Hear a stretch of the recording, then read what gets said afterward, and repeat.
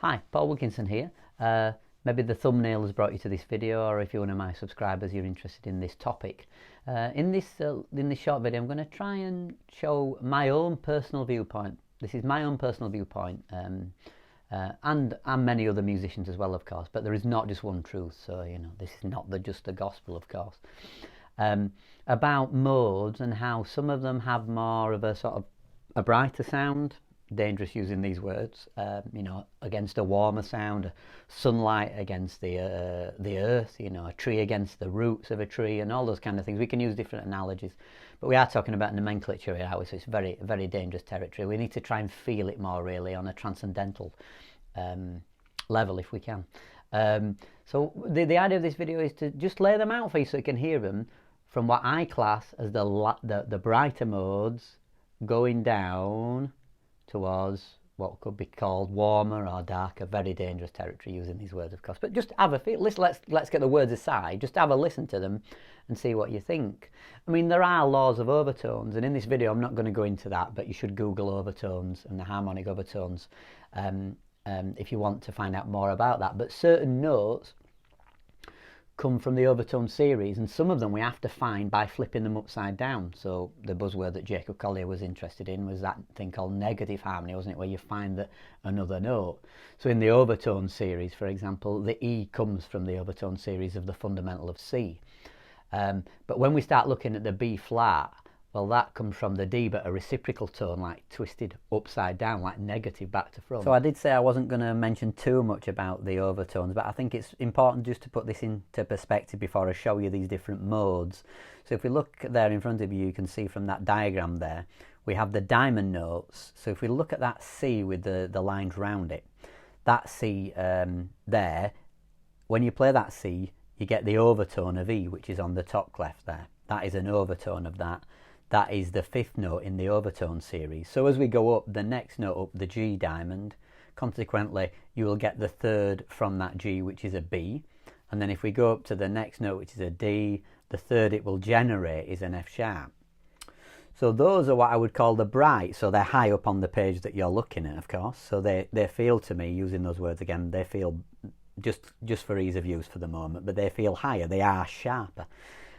Then if we look down at the bottom, you'll see that if we do a reciprocal tone, so invert the interval of a third, a little bit like what some people call negative harmony, or counterpole harmony and things, we then get the third below. So if you look at that C there, that C then generates a major third below, which is an A flat. And then you'll see, consequently, that goes on. We get the G, which generates an E flat, and so on. So anyway, I don't want to say too much about that, but let's dive in and have a look at that now. But you'll see that when I change modes, we're going to get flatter. So we are going to, instead of sharpening the notes, we are going to reduce them, we are going to flatten them, which means they do come from the overtone series, but they are backwards, if you like. They're the inversion of a third. Anyway, I hope that makes sense. Now, the best thing, I think, is to listen to it and see what you think. Okay, so what I'm going to do is I'm going to go from what I would call, as I say, let's say that we'll call it light to dark, just for convenience words. So I'm going to start with the Lydian scale, which is this. C, D, E, F sharp, G, A, B, C. Next down for me is the Aeolian, or the major scale. C, D, E, F, G, A, B, C. Next after that is the Mixolydian scale. C, D, E, F, G, A, B flat, C. Next after that is the Dorian. C, D, E flat, F, G, A, B flat, C. Next after that is the Aeolian. C, D, E flat, F, G, A flat, B flat, C. Next after that is the Phrygian, which is this one. C, D flat, E flat, F, G, A flat, B flat, C. So that's what I would class as this light to dark.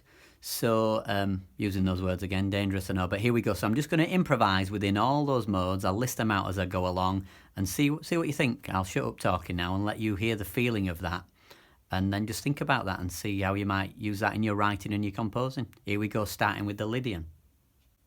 I'll be using a C pedal in the bass.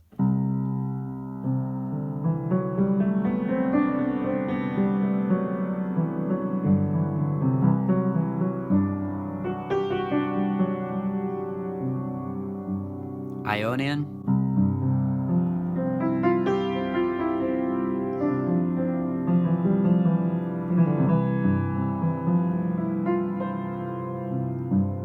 Mixolydian,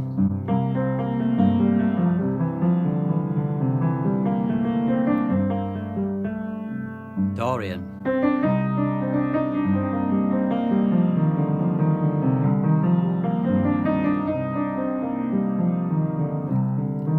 Aeolian,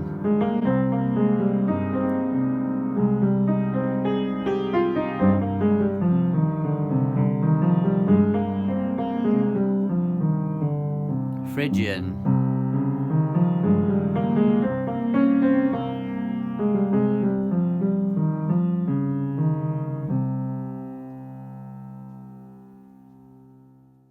I'll just leave you with this thought.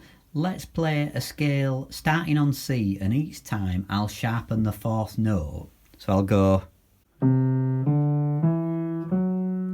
and when I start on that G, I'll begin again and I'll sharpen each fourth note. So I go along, I'll Lydianize it, so I'm making every fourth note sharper. Have a listen and see what you think of the sound of that. Because what we're doing is essentially raising the notes, so we are sharpening them. Have a listen.